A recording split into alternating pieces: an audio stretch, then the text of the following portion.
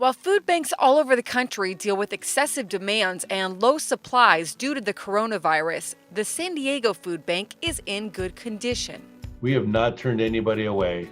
As unemployment levels continue to surge, more and more people are in need of food. So we were feeding 350,000 people a month. We have a very strong distribution model of 200 distributions and a network of 500 nonprofits. And so really, I don't think it's any more scientific than the lines are a lot longer, and we're actually, as I mentioned, probably feeding about 350,000 people a month. We're projecting at least 600,000 this month.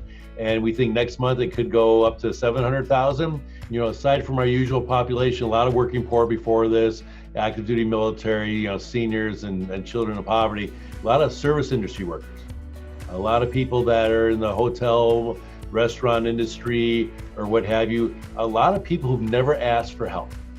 And some people are too proud or they're embarrassed.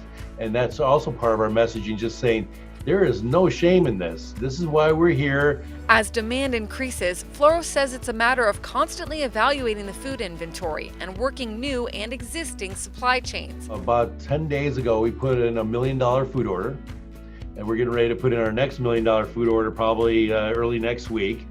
We had a pretty good supply of food already. We run two USDA programs, so we had that product. And then we do something that's very innovative, and I don't know of another food bank that does it. We buy these 2,000-pound totes of rice, beans, and oatmeal, and then we have a machine that repacks that into 1-pound bags, and that's your staples: rice, beans, oatmeal, right? So that machine is cranking. That machine can do 2,000 bags in an hour, and so we're getting so much of that product out, and we had that, here. So we've had enough to kind of keep it going. When we put in that $1 million order of food, it's not like ordering a pizza and it shows up in, in 3 days. They said some of this product may take 2 to 4 weeks to arrive. So now we're calculating supply, need, and now we're doing rolling orders to make sure that we anticipate that it may take 4 weeks for a product to arrive. So we're just trying to, and we're supply chain. I mean, this is what we do for a living, so we're pretty good at supply chain anyway, so we're just calculating that into our formula. We've had plenty of food, no one should be getting turned away from any of the distributions.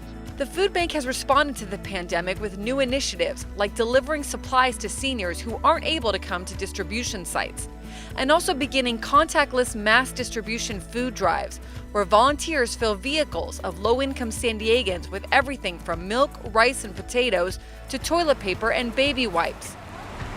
At each drive, 1,000 cars are served.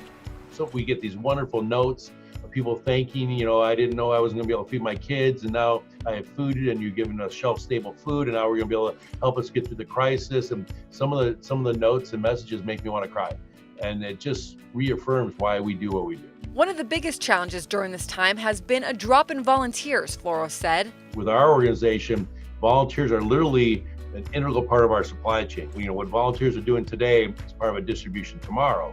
Well, our shifts are usually 40 people, but because of social distancing, we have to go to shifts of 20, and we have like 400 companies that volunteer for us on a regular basis. Well, of course, they shut down. So like in the first 10 days, 50 groups canceled, representing 1,400 volunteers. Oh, okay. So we put out a call for individuals. They've stepped up, and we've been doing pretty well with them. But we had a challenge that you have no-shows. And when you have a shift of 40 people and 6 don't show up, you get the work done. 20 people and 6 don't show up, now you're facing some hardship.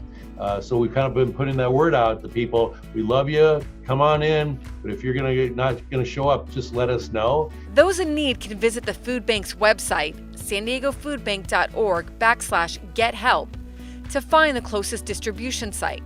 And during this crisis, a reminder that donations go a long way.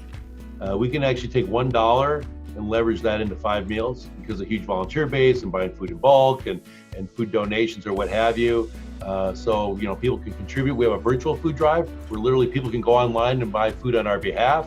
We can even customize a virtual food drive for any organization, company, or individual, and it becomes yours. Your logo goes on the virtual food drive. You get a special link that's only for you, and you can send it out. So we probably have 100 of those specialized ones going on right now. So every little bit helps. everybody can make a difference. We are working really hard in 16-hour days, and it's hard, it's challenging, it's invigorating, it's tiring, but we're rising to the occasion.